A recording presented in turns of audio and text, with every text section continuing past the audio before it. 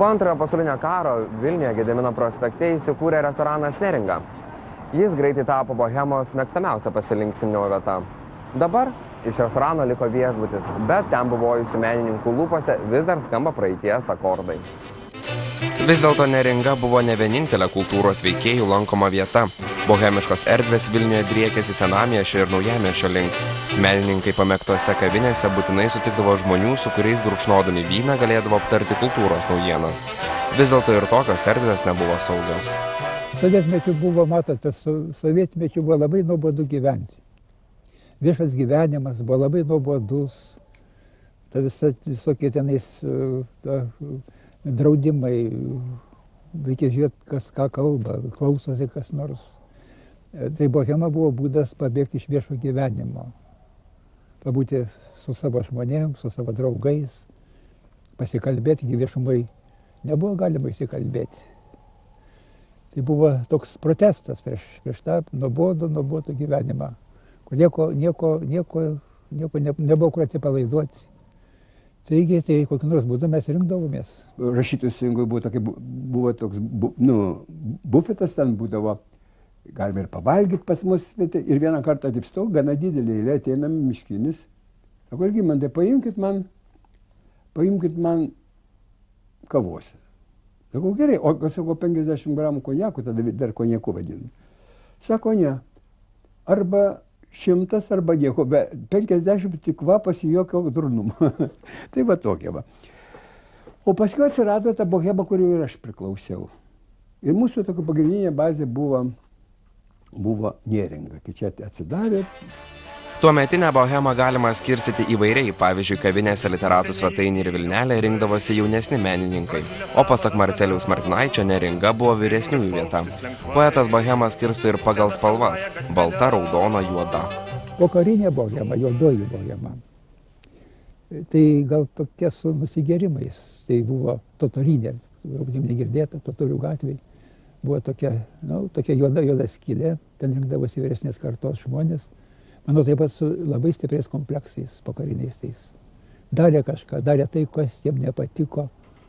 Ir ta bohema juodoji buvo toks, gal net vos ne savęs naikinimas. Aš nenoriu ten minėti, kas ten būdavo, bet ten esu užėjęs, bet ten nesinorėjau kartais ir būti. Nereikia manyti, kad bohemos slaptų ir nelabai slaptų susirinkimų tikslas visada buvo alkoholis. Jis esą buvo tik priedas. Nemažai pokalbių persikeldavo ir į butus, nors susibūrimai buvo stebimi. Per metus progų kildavo daug, todėl saugumas negalėjo sutrukdyti.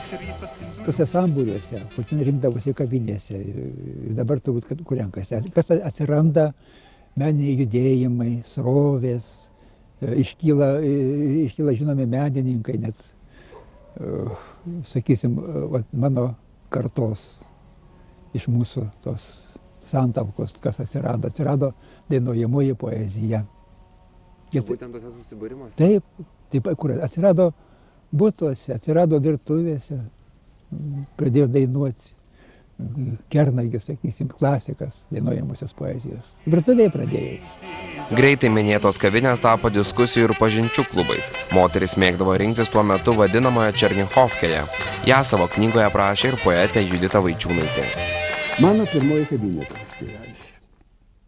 Pati pirmoji kavinė, juk tos dabar jau sapno šviesos apšviestos Kauno kavinės, į kurias mus su seserim mažas nusivesdavo tėvas, išnyko kartu su karo dūmais. Išnyko kaip dūmas ir ta pirmoji mano lankyta kavinė Vilniui 70-metį. Gal ją dar prisimena vyresni vilniečiai tie, kurie tada apsvaigę skaitė Remarką ir Hemingvėjų. Kaip ir tarpukario Kaune, taip ir sovietinėme Vilniuje bohema buvo vientisa. Į bendras grupeles rinkdavosi ne tik literatai, bet ir muzikai, dailininkai, todėl diskusijos vykdavo tarp įvairių meno sluoksnių, įvairaus amžiaus, išsilavinimo žmonių, nepaisant nudirbtų darbų. Algimantas Baltakis pasakoja, kaip bendraudavo su savo profesoriais, pavyzdžiui, Vincu Mykolaičiu Putinu. Sakau, ką profesorių gėsim? Sako, konjakėlę. Ir po kavos konjakėlę. Sakau, atneša bunką. Nu, nedidelis tas, toks ne per daugiausias. Sako, klausykit, jūs pasiūtot? Sakau, nebijokit, profesoriai. Buvau jaunas. Nu, žodžiu, ir pamažėlė ten ir kiti matė, kaip Aš aišku, gal ir pasiskerčiojau ir ten kažkas apskundė, kad Baltakis taip jau familiariai elgėsi su juo. Ir aš galvoju, paskiau pats jisai kreipėsi, sako, jūs palikite Baltakį ramybę. Man visiškai buvo labai smagu. Aš nepasakysiu, kad pavyzdžiui, Neringoj buvo girtokliaujama per daug. Ten